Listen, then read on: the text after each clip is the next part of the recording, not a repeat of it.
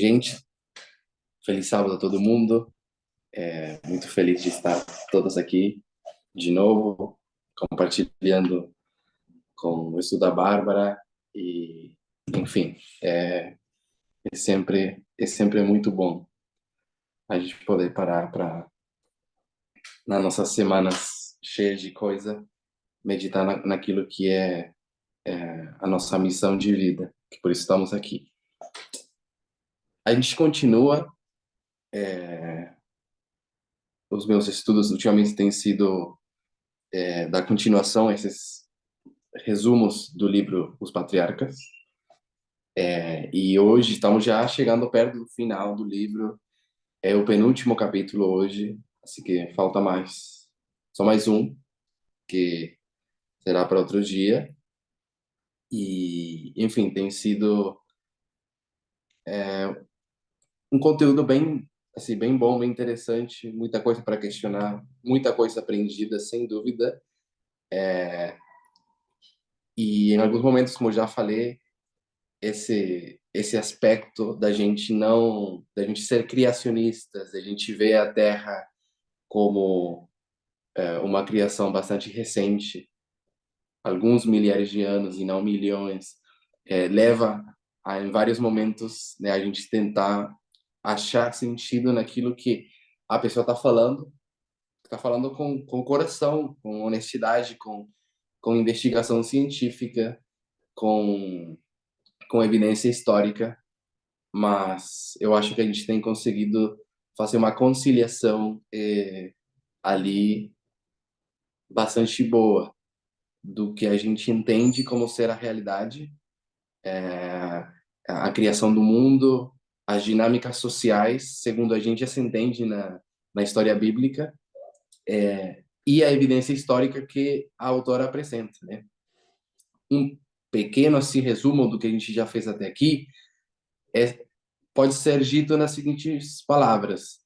Em primeiro lugar, hoje a comunidade científica séria acaba sendo a maioria, porém existe muito sexismo, mas a comunidade científica entende que a dominação masculina, ela não é natural, ela não é biológica, ela não é uma questão que era impossível de se fugir. E cederam bastante evidências sobre isso, mesmo desde o fundamento evolucionista, que não é a realidade, que não aconteceu, mas mesmo eles tendo esse paradigma da visão de mundo, também essas evidências não apontam para uma naturalidade onde o patriarcado era a regra. Não tínhamos como fugir disso. Não é mais o consenso atual, nem histórico, nem arqueológico, nem biológico. Então, é muito importante esse ponto que ela faz, né? Depois disso, em conexão com o já dito, existe também outro consenso histórico de que a importância do gênero, a importância de normas e papéis de gênero que tem que cumprir um sexo biológico e o outro, também são coisas que a evidência indica que veio aparecer em algum momento. Os anos específicos não se tem, mas você consegue ver que começou a acontecer e foi gradual. Então, essa é uma segunda peça de informação muito importante tirada do livro. Então, você sabe que, chegando já para o final do pequeno resumo que eu queria fazer, você sabe que, segundo os estados, reinos, né, as, a forma em que se parecem as nações no passado, que eram impérios, etc. Conforme esses estados ficaram mais e melhor estabelecidos, mais fortes, maiores, mais conquistadores, as regras e leis desses estados também se fizeram mais estritas. E com relação a gênero, se fizeram estritas porque um estado depende de população, o estado depende de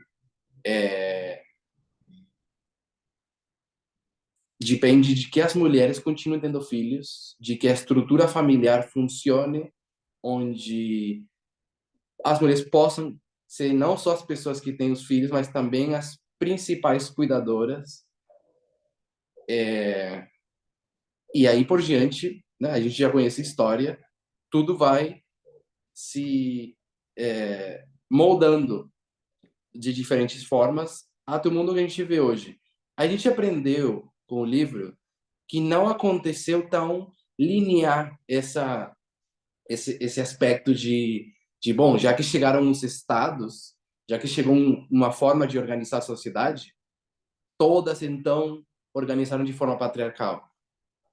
Tem alguns parênteses, tem exceções que estão ali, onde a gente sabe que houve outro tipo de sociedades que se organizaram diferente.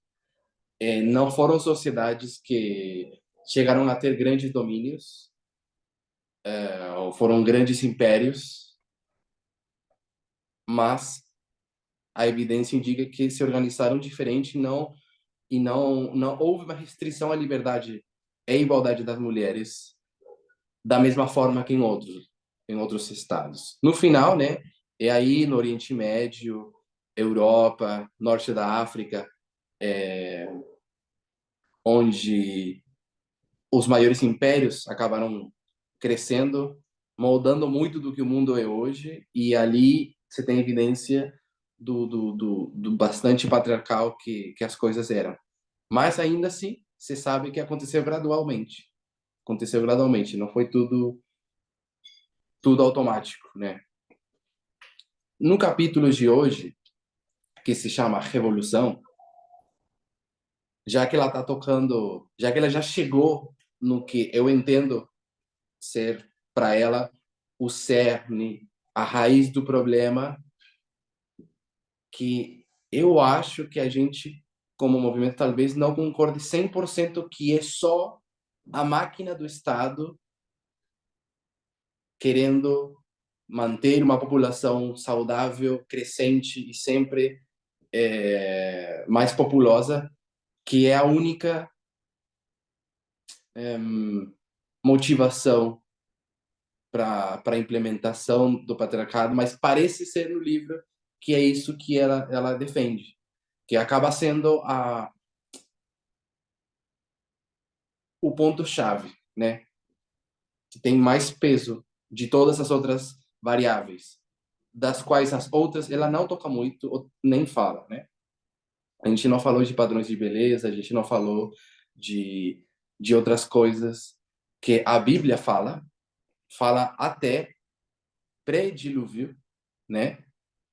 A gente já sabe que os descendentes de Caim, um deles foi o primeiro em se casar com duas mulheres, uma espécie de, né, propriedade. A mulher já começa a ser uma espécie de objeto, né, na linhagem, né, dos rebeldes, das pessoas que não andavam nos caminhos de Deus naquela época. Mas sem entrar ali, ela faz um desenvolvimento muito interessante e ela vai falar sobre o comunismo no livro, no capítulo Revolução. Então a gente vai falar um pouco sobre as dinâmicas de gênero na União Soviética. E antes de eu começar, porque a gente conhece um pouco da União Soviética, temos ideias sobre a União Soviética, quer seja pelos estudos, né? A gente tem estudado o que é o Rei do Sul, representou por um longo período a União Soviética. A gente tem algumas ideias dos valores, das filosofias da União Soviética. Eu queria que algum de vocês, vários, se quem quiser, possa, se sabe algumas respostas, fale, ou se quer chutar, como vocês imaginam que as coisas funcionaram com relação a gênero na União Soviética?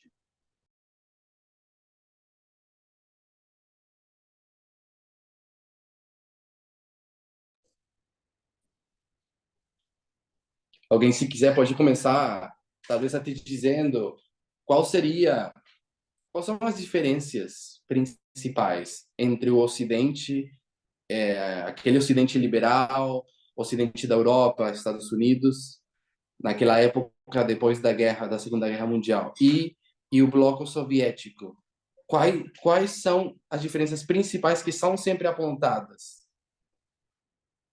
Filosóficas, quer seja em crença ou em forma de administração do Estado. Eu sei que vocês sabem, vamos lá. E não vou começar a chamar aqui.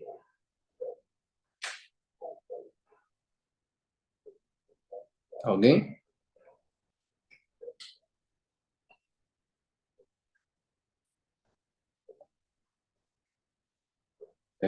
O Eduardo?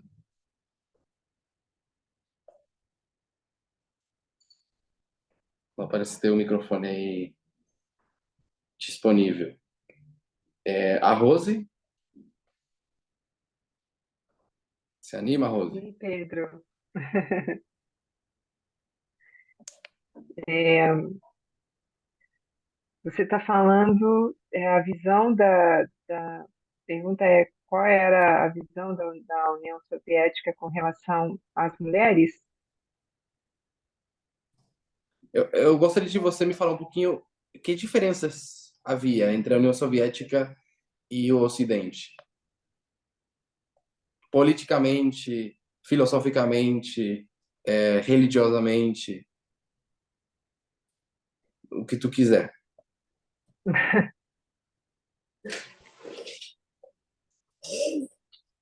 Ah, Pedro, assim, eu acho que não tinha muita, é, de verdade, eu não sei bem, mas acho que não tinha muita importância, Uhum, o papel feminino na União Soviética, nesse país, né? A mulher, e por não ter essa importância, então também ela não tinha a liberdade uhum, para desempenhar seu papel, para, enfim, para atuar, para se expressar, e etc. Acho que era um papel mais relacionado à família, não sei. uhum. Eu gostei muito desse ponto que tu faz, porque é exatamente, se alguém me perguntasse antes de ter lido esse capítulo, eu teria falado a mesma coisa que você. A mesma coisa que você, com relação a gênero, com relação à vida das mulheres na União Soviética. Porque literalmente não fazemos ideia, é um tema não falado. A autora faz um ponto sobre isso no livro. Agora, tem aqui a mão levantada, o Gabriel. Oi, Pedro. Bom, eu não sei se é justo, não, porque eu li o livro, o capítulo, né, mas um dos pontos que eu achei interessante, né, ela menciona aqui uma mulher importante, um personagem comunista, e fala, não, como ela, basicamente citando as ideias de Marx e Engels, né, que são os fundadores, né, filosóficos do comunismo, fala que as milhões de mulheres precisavam ser libertadas das correntes da escravidão sexual. Ou seja, tinha sim uma consciência, né, da subjugação da mulher. Mas a gente também sabe, né, que eu acho que na prática, né, líderes dos partidos, né, sempre eram homens, toda essa imagem do homem trabalhador, né? Era muito focado no homem, essa ideia toda, né, do comunismo. Mas eu acho que existia, sim, uma consciência, né, que a mulher precisava ser libertada, de certa forma. Não, dentro do contexto daquele tempo, né? Certamente não o suficiente para nós hoje. Perfeito, muito obrigado. Muito obrigado por esse ponto aí. Voltando um pouco para trás, sem falar sobre gênero, qual seria a primeira diferença que vem para vocês na mente quando vocês comparam a União Soviética e o Ocidente? Eu quero fazer isso como motivo de relembrar, porque a gente estudou bastante sobre o Ocidente, olhava para a União Soviética com muito terror, com muito medo, por conta das filosofias que eles tinham, dos ideais que eles perseguiam. Quem pode me ajudar com alguns desses, sem entrar em questão de feminismo ainda?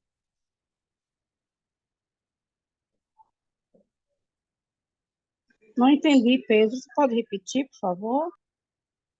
Sim, qual seria a diferença principal que as pessoas podiam enxergar quando pensavam na União Soviética? Tipo assim, lá tal coisa é totalmente diferente do que aqui. Que coisas seriam essas? Pedro, eu não Pedro, sei se você está se referindo a isso, mas talvez a questão religiosa. E que diferença havia na questão religiosa? As crenças são super diferentes, né? A União Soviética tem os ortodoxos, né? Que é o catolicismo, e do outro lado a gente tem os crentes no os muçulmanos, sei lá, esse contraste. Eu não acompanhei do Ok, início, né? Tô dando a resposta assim bem solta. tá bom, tá bom, tá bom. É, eu acho que eu vou lembrar vocês um pouquinho de um elemento muito específico do Rei do Sul, bíblico, de Daniel 11. Era um Rei do Sul que cria na existência de Deus ou não cria?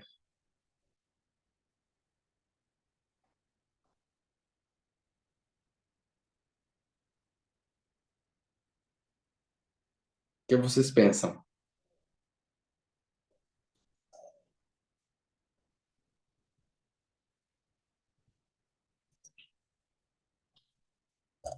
Tem que pegar aqui outra pessoa. Nilson. Eu acho que eles criam em Deus, né? Rei do Sul. Ok. Quem mais tem ali? Não sei se o Matias Blacucci quer falar alguma coisa.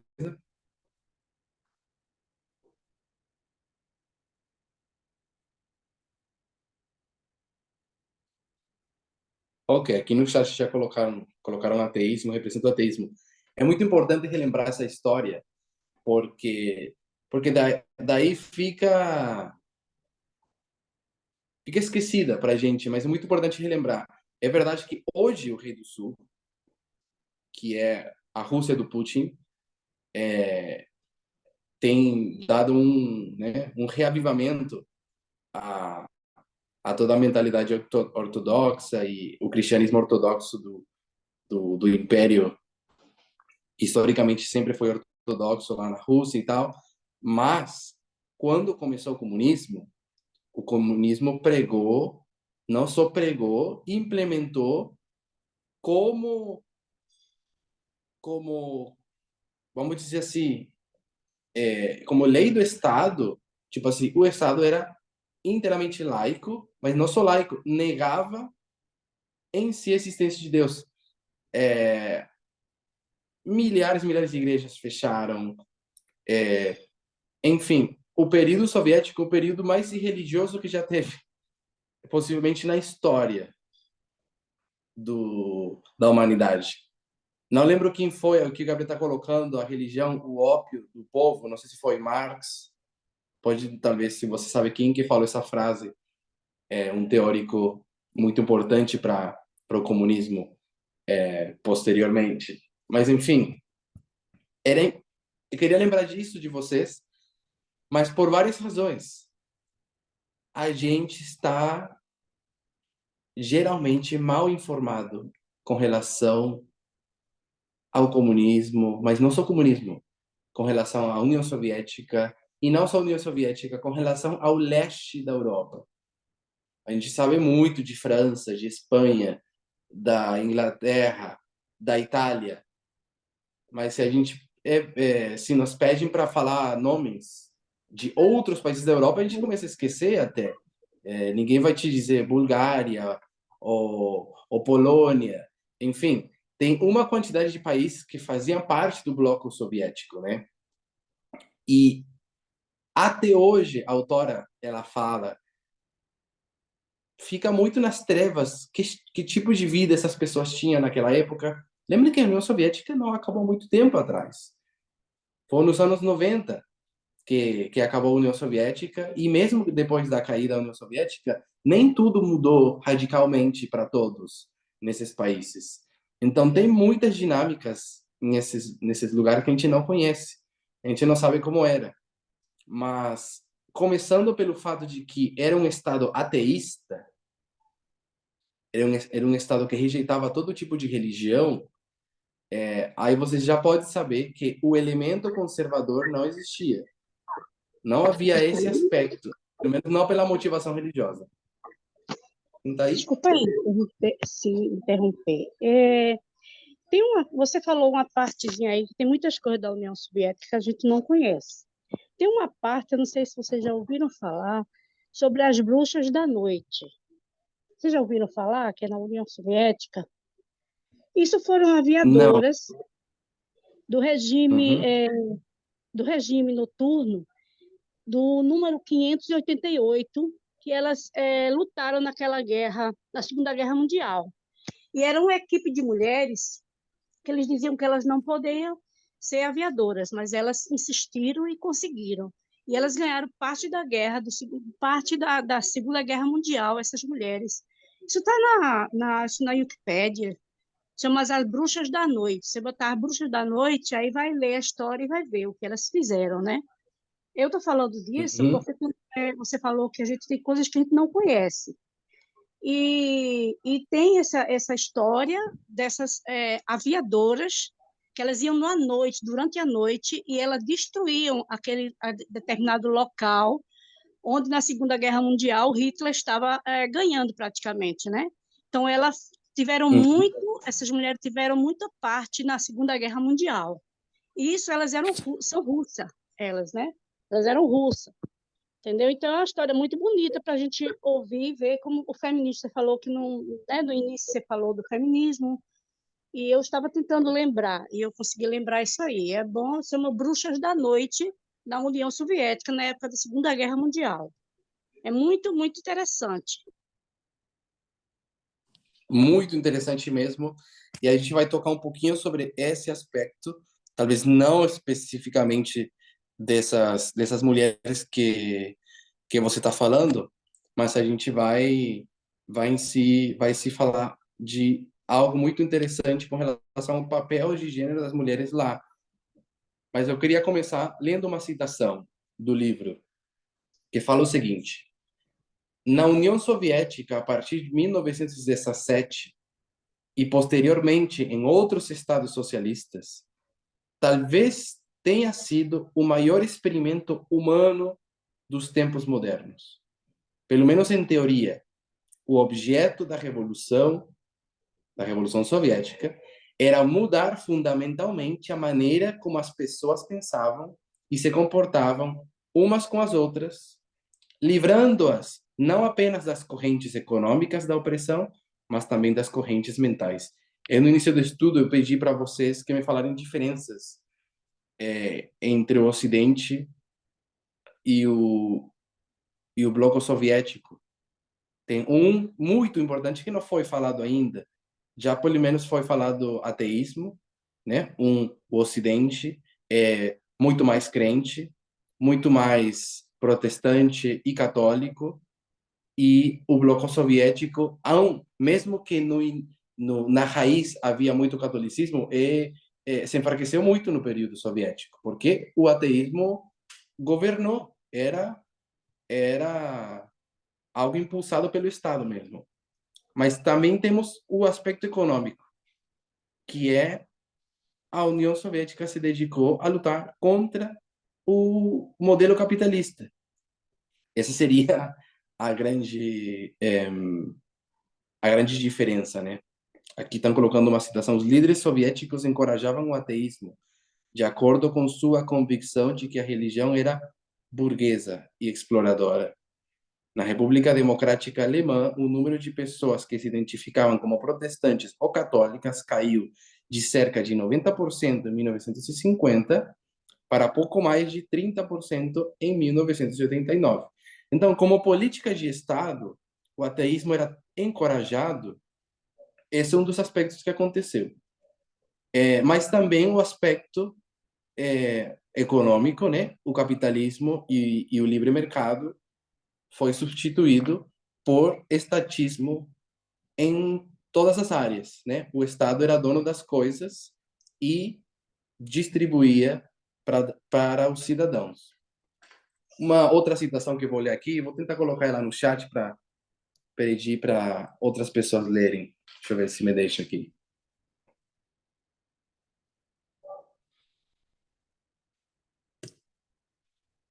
Perfeito. Quem poderia ler essa citação? Coloquei no chat aqui da ligação.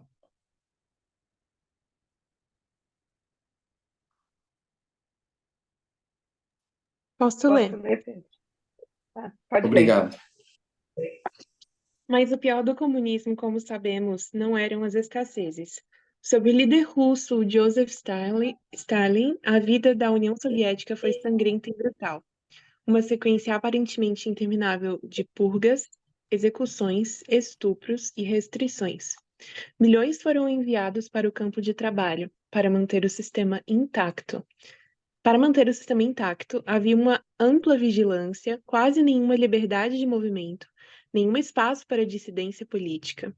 Tal era o horror que o fascismo e o comunismo são hoje mencionados na mesma frase. As ideologias políticas por trás deles poderiam não ter sido mais diferentes, mas, como escreveu a jornalista e historiadora Anne Applebaum, se não sentirmos pelo menos tanta repulsa pelos crimes do comunismo quanto sentimos pelos crimes do nazismo, estaremos condenados a entender mal tanto o nosso próprio passado quanto os dos outros. O dos outros. Muito obrigado, Carol. Ou seja, é um estudo em si, nós entendermos as diferenças e as semelhanças entre o que foi o comunismo soviético e o que foi o fascismo na Alemanha. Mas, com certeza, o aspecto da brutalidade, da repressão e da execução de pessoas e o aspecto ditatorial, né? São coisas que os dois compartilham. Isso aqui é lembrando de que era comunismo, como funcionava, né? O aspecto o aspecto que o mundo lembra do comunismo é esse aqui. O comunismo foi um regime bastante autoritário, terrível, muitas pessoas morreram, era um regime estatista, não havia liberdades em muitos aspectos econômicos, havia, como ela fala aí, bem no início da frase, não eram as escassezes o pior do comunismo. Era conhecido o comunismo como um lugar onde as escassezes eram comuns, porque também eles não tinham relações econômicas com o resto do mundo ocidental, né? Tem a história de uma autora tcheca que fala de uma época na qual ela mesma foi visitar a União Soviética e observou um homem que comprou uma banana. E o homem começou a comer a banana com a casca. Ela disse que era a primeira banana que essa pessoa comia na vida. Era um homem maior de 40 anos. Então, era o tipo de coisas que acontecia na União Soviética. Mas não era o pior. O pior era a repressão e tal. Mas, ainda assim, o comunismo foi um experimento social a uma escala jamais vista. Mas falemos de gênero na União Soviética, já que temos um pouquinho de contexto. As relações de gênero na União Soviética realmente mudaram.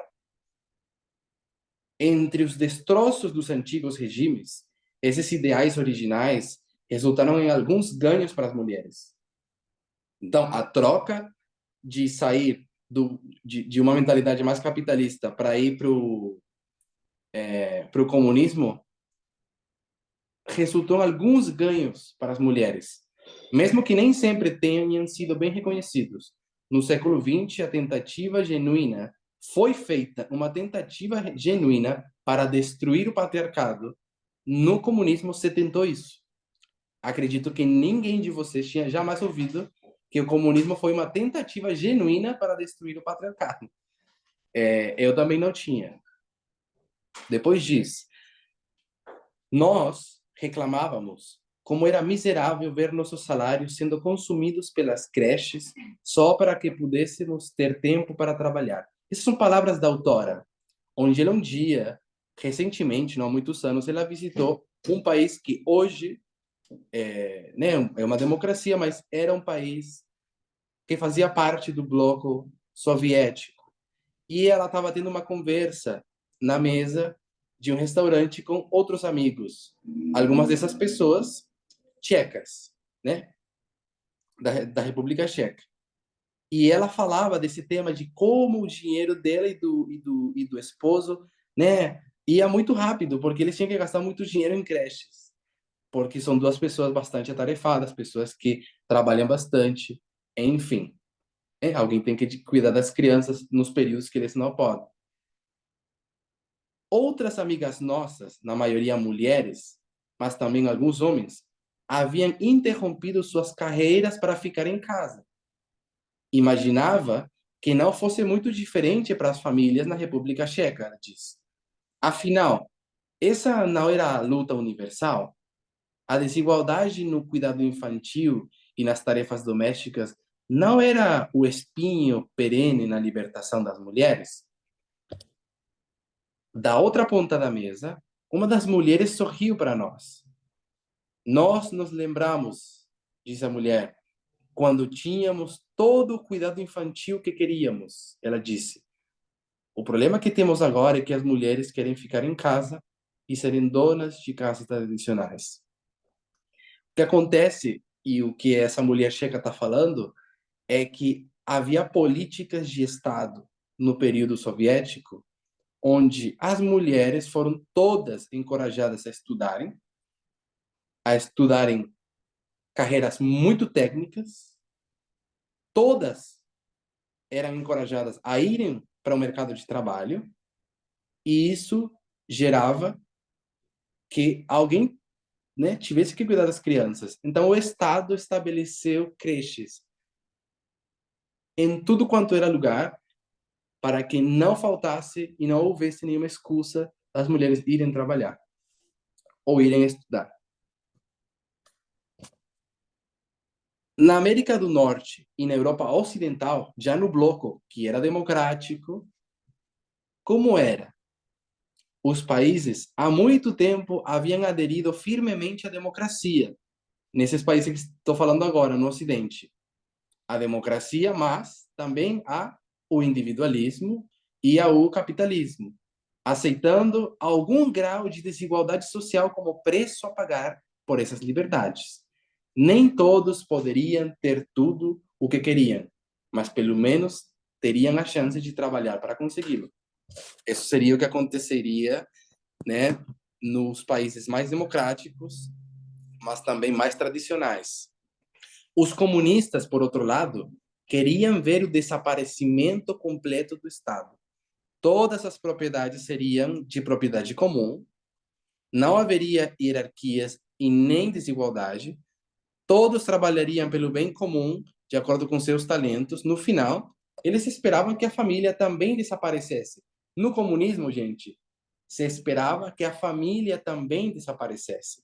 Em vez de maridos e esposas, haveria indivíduos iguais e autônomos, livres para amar, como escolhessem, com respeito mútuo um pelo outro. A sociedade em geral ajudaria a criar os filhos. Obviamente, isso seria no aspecto mais utópico, porque nem tudo do que acabei de descrever realmente aconteceu. Até alcançarem essa utopia radical, os revolucionários comunistas se contentaram com o socialismo de Estado, uma espécie de meio termo em que os líderes do Partido Comunista estabeleciam políticas e leis com o objetivo de eliminar as desigualdades. Agora a gente vai entrar no aspecto que a gente pouco conhece do bloco soviético e comunista. Mas antes de chegar ali, ela coloca uma ressalva, que o bloco comunista acabou se afastando de seus ideais, mas pelo menos no início, eles agiram rapidamente em relação a alguns dos seus objetivos, especialmente quando se tratava da libertação das mulheres. Então, o que a gente tem na União Soviética é um experimento de Estado que eu acho que, para mim, foi completamente novo ler tudo isto. E eu acho que para vocês, a maioria de vocês vai ser a mesma coisa. Pensar de que houve já, na história muito recente, um Estado que tentou implementar como política de Estado a libertação das mulheres. Aconteceu na União Soviética. Houve milhares de outros problemas, mas pelo menos o experimento se tentou e vale a pena a gente estudá-lo. É basicamente isso que ela faz nesse capítulo. Eu vou compartilhar uma outra citação aqui e vou pedir para alguém ler.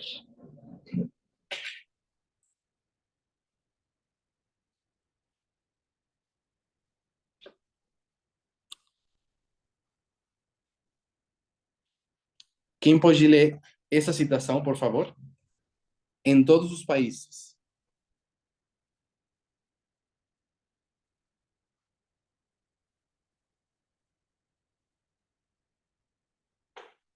Eu posso, Pedro? Por favor. Tá. Em todos os países civilizados, mesmo os mais avançados, as mulheres são, na verdade, nada mais do que escravas domésticas. As mulheres não desfrutam plena igualdade em nenhum Estado capitalista, nem mesmo nas repúblicas mais livres, declarou Vladimir Lenin no primeiro Congresso Pan-Russo das Mulheres Trabalhadoras em 1918. Uma das principais tarefas da República Soviética, anunciou Lenin, é abolir todas as restrições aos direitos das mulheres. E isso é exatamente o que eles começaram a fazer. Uma das primeiras mudanças políticas que a liderança comunista introduziu quando chegou ao poder na Rússia foi colocar as mulheres em pé de igualdade legal com os homens, observa o historiador britânico e cientista político Archie Brown. Em 1917, as mulheres receberam o direito de votar 1 ano antes de qualquer mulher na Grã-Bretanha e 3 anos antes de qualquer uma nos Estados Unidos. O casamento civil substituiu o casamento religioso. O divórcio foi facilitado e ficou mais barato. Continuar?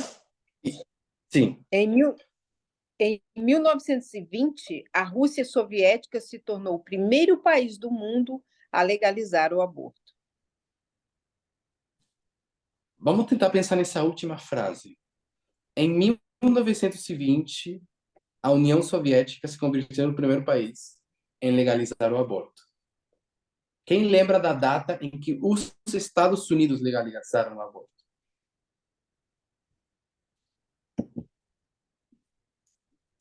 (72, 73. Em 73.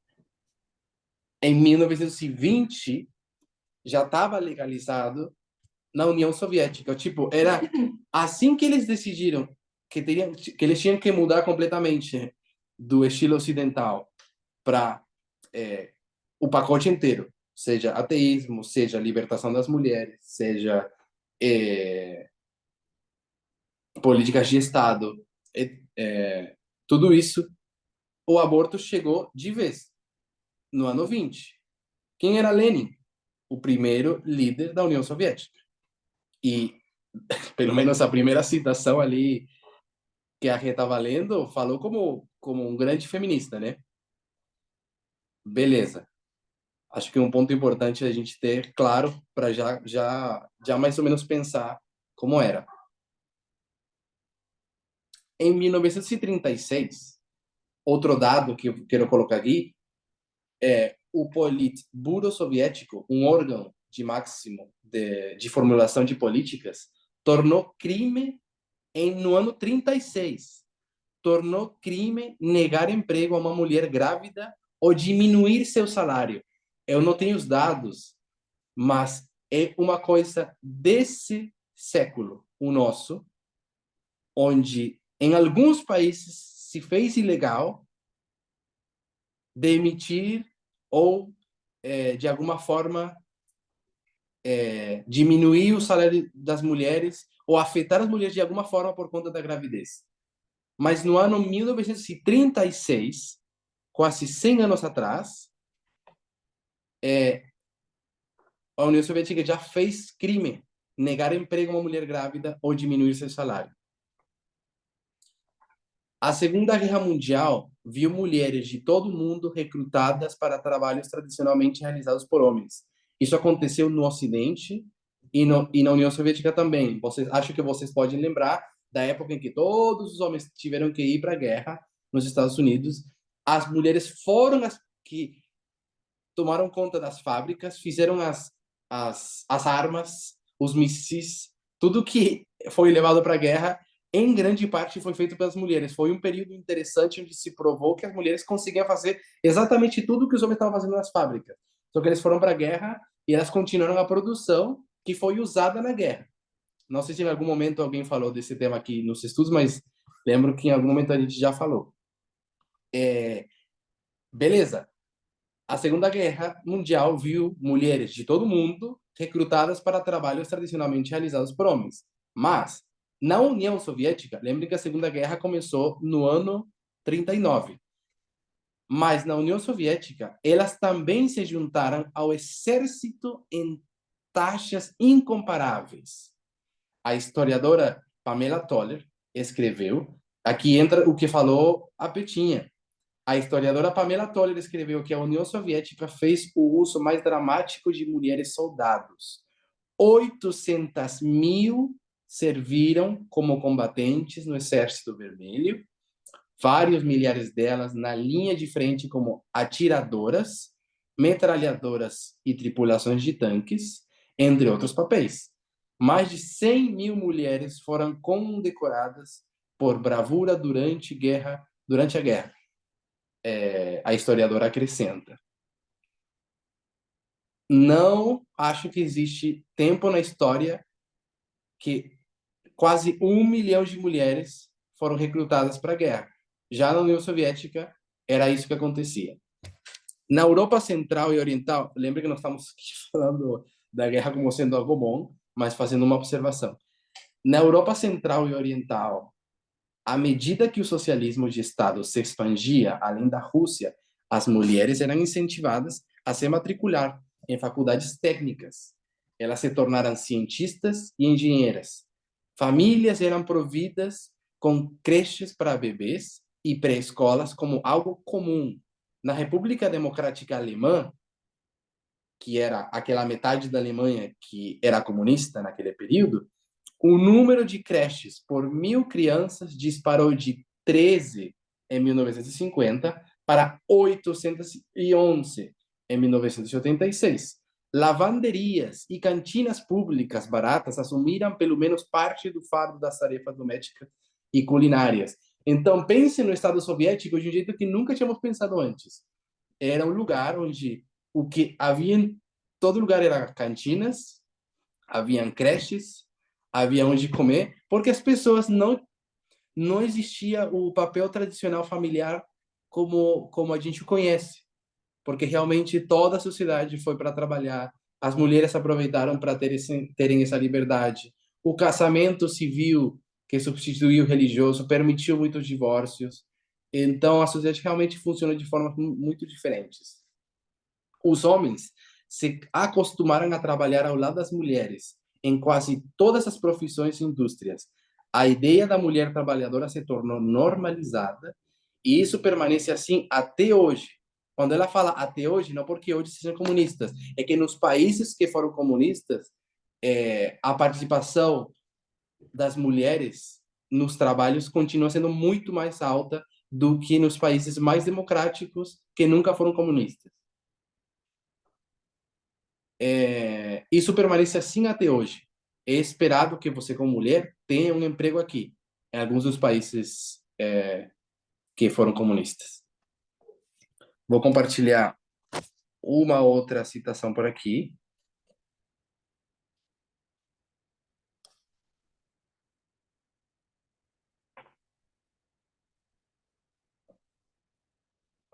Vou pedir para outra pessoa ler, por favor.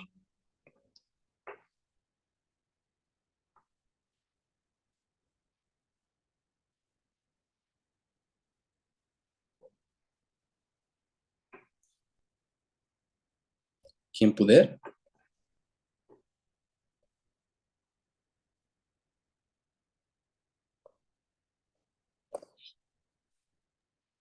Leio.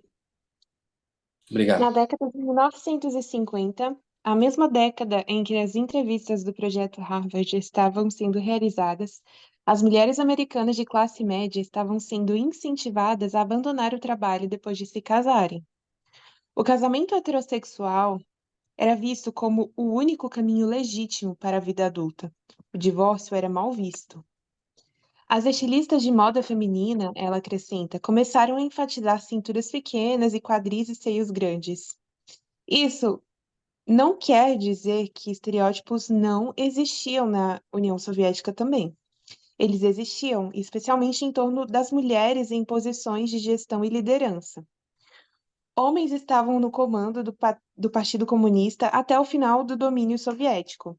Mesmo assim, as mulheres compunham 64% dos operadores de máquinas e 42% dos condutores de locomotivas e motores em 1954.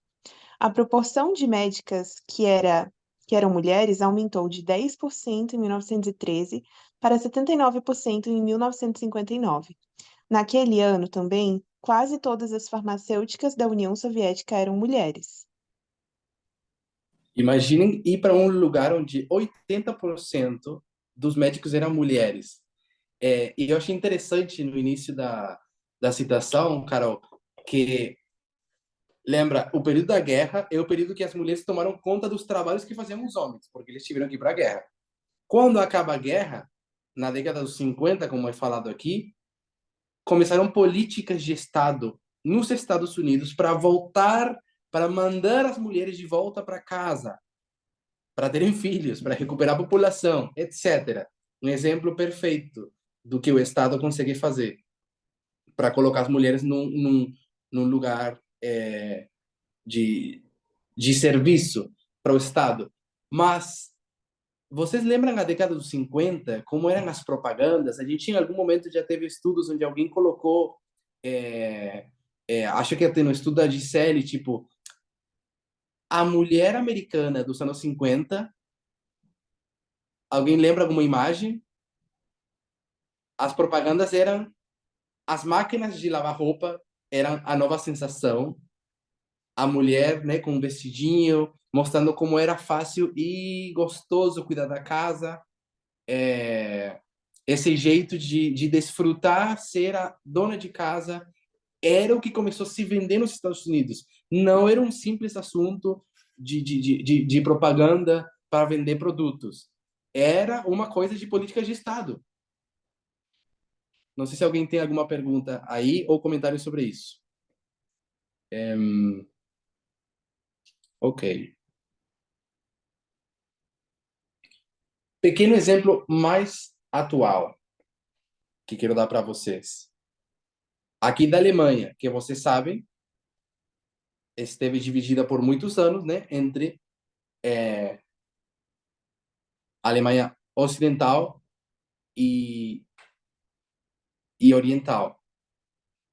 E olha aqui o que acontece. A diferença salarial de gênero no leste da Alemanha, ou seja, a Alemanha que passou pelo comunismo, a diferença salarial de gênero em 2016 era um pouco mais de 6%. Ou seja, os homens, em média, no leste da Alemanha, ganhavam mais que as mulheres. Ainda é ruim, mesmo que seja só 6%, continua tendo uma diferença ali. Mas, quero que alguém chute. Quanto vocês pensam que seria a diferença salarial também em 2016 na Alemanha, só que do outro lado, no Ocidente, onde sempre houve, depois da guerra, democracia e tudo mais? 23%. Os homens ganham 23% a mais no Ocidente da Alemanha, no Oeste da Alemanha. E tem uma cidade universitária alemã chamada Cottbus, em Brandemburgo, onde a diferença salarial favorecia as mulheres. Ou seja, tem até cidades naquela parte do leste da Alemanha onde a diferença salarial favorece as mulheres. Hoje, enquanto a Europa Ocidental e os Estados Unidos continuam a lutar com algumas das taxas mais baixas nas mulheres em STEM, ou em ciência, engenharia, tecnologia e matemática, o mesmo problema não existe em partes da Europa Central e Oriental, que foram soviéticas. A revista científica internacional Nature relatou em 2019 que, quando julgadas pela proporção de artigos publicados com autoria feminina, as universidades da Europa Central e Oriental estavam entre as melhores do mundo em termos de equilíbrio de gênero. Na Armênia, que também foi uma república soviética, a proporção de mulheres que trabalhavam e que estudavam engenharia da computação nunca caiu abaixo de 75%. Ou seja, eram 75% das mulheres que estudavam e trabalhavam na área de engenharia da computação na Armênia, na década de 80 e 90. Beleza.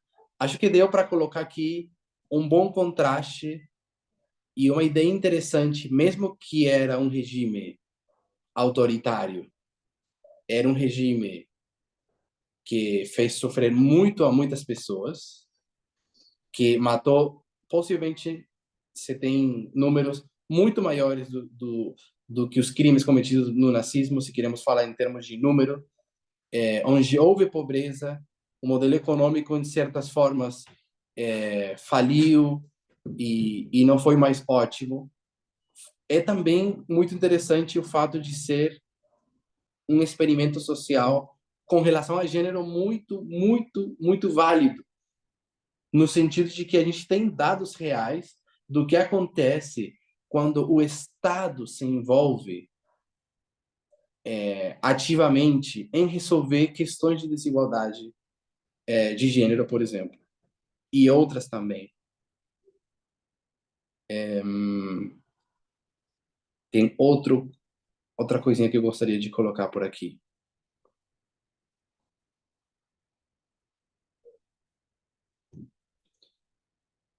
Assim, lembrar que nem tudo, mesmo na União Soviética, que tentou derrubar o patriarcado como política de Estado, tudo era perfeito e maravilhoso para as mulheres.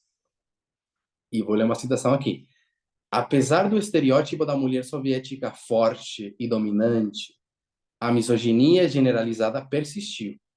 Os líderes masculinos desconfiavam das mulheres, se unindo para exigir direitos separadamente da luta socialista. Ou seja, tinha medo, basicamente, de que as mulheres possivelmente criassem um novo partido.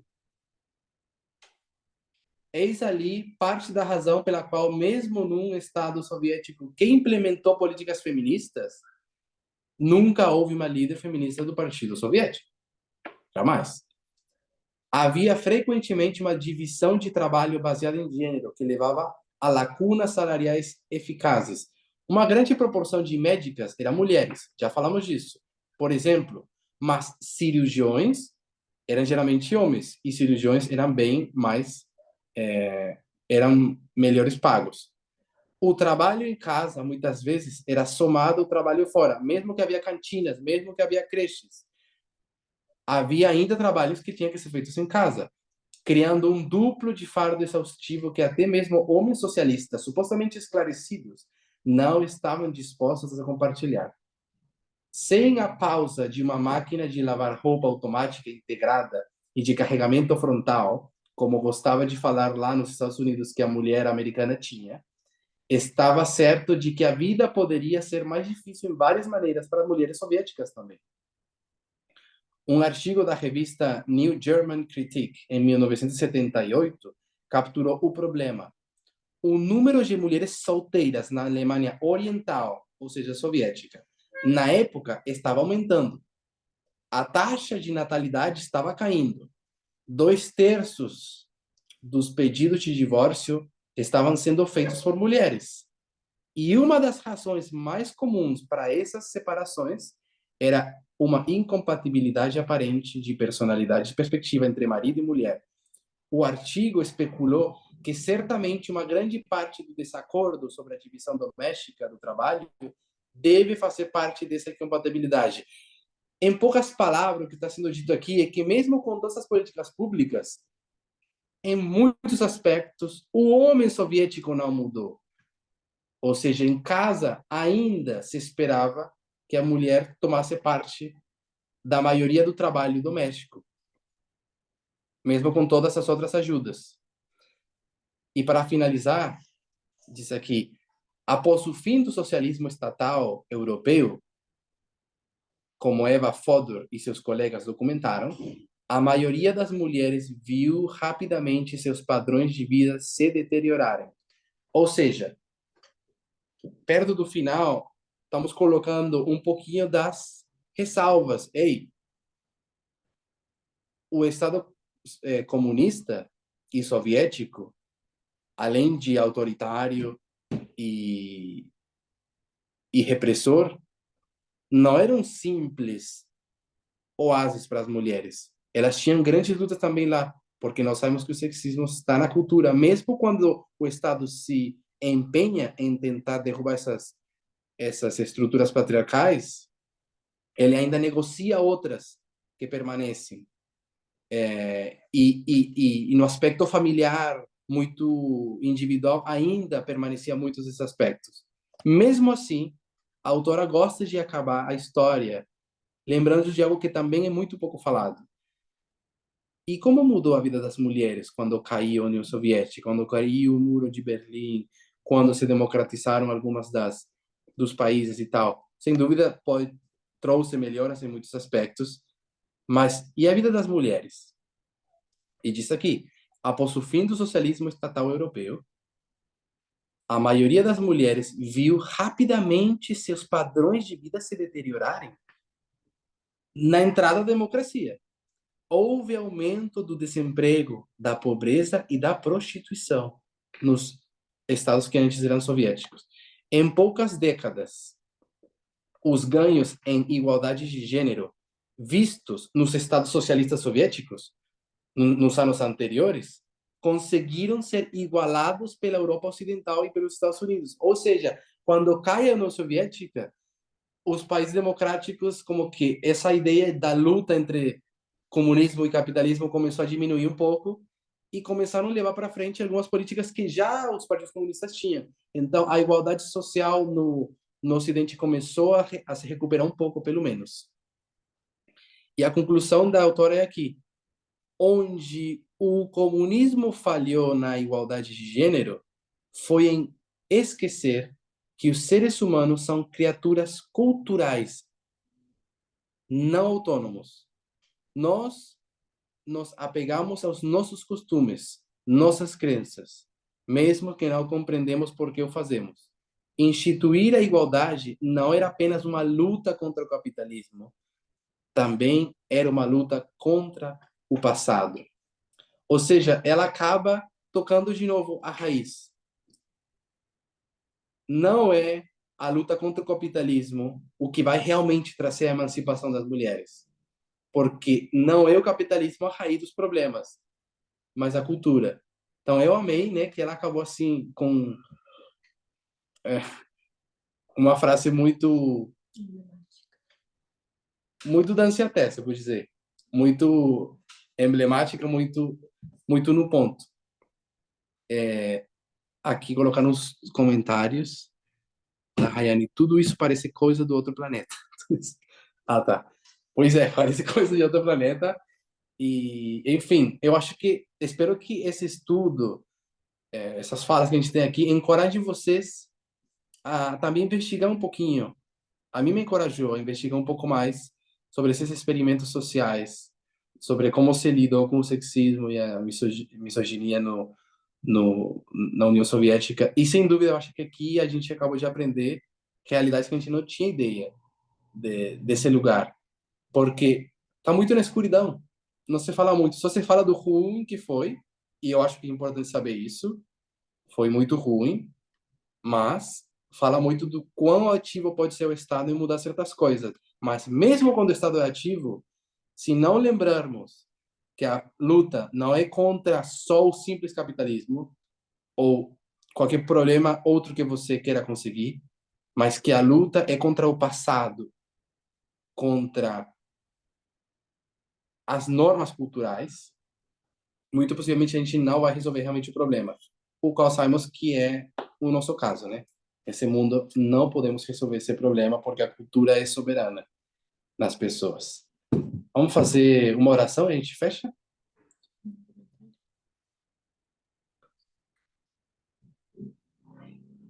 Só um pouquinho aqui.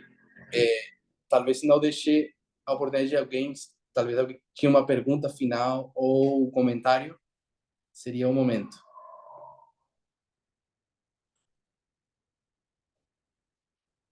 Então tá, vamos fechar aqui. Querido bondoso Deus, muito obrigado, Senhor, por essa oportunidade de desfrutarmos juntos sábado, de estudar o caminho, a luz que está por trás de nós, o clamor da meia-noite que nos trouxe até aqui.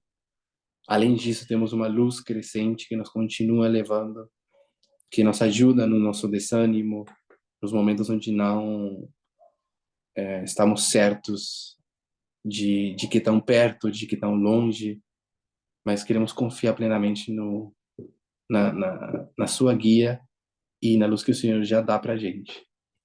Continua abençoando e cuidando. Eu agradeço por essas coisas em nome de Jesus. Amém.